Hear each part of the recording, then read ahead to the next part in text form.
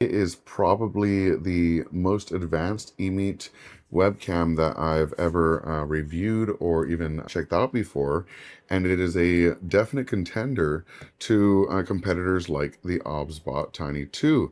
So I'm very interested to see how it performs against the Tiny 2, especially considering the price difference.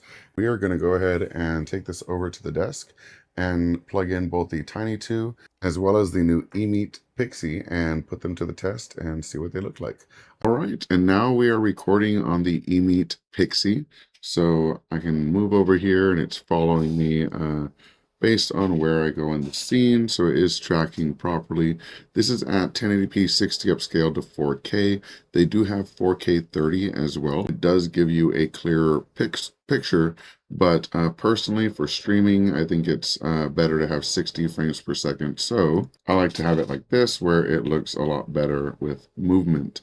If I go ahead and show you my screen here, there are quite a few options that you have. If we go to privacy mode, it shuts itself off and it actually turns the camera so you can't see it.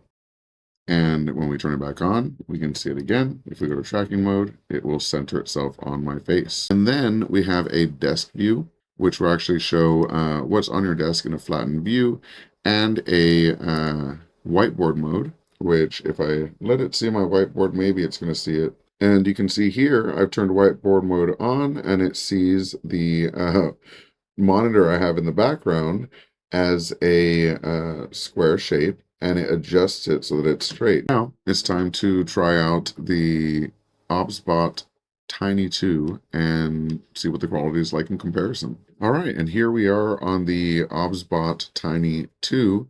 And again, we are not able to get 60 frames per second on the OBSBOT either, but it does support 4K just like the EMeet Pixee. So looking at the OBSBOT Center, we do have the standard things like autofocus, focus mode, auto exposure, and things like that, as well as consoles for tracking. And if I move over here, you can see it's following me over there. If I move over here, it's following me that way. So both of these are very, very comparable because the EMeet is, I believe, about half the price of the OBSBOT Tiny 2, if I'm not mistaken. So if they're pretty similar quality, the EMeet might be a pretty cool way to go.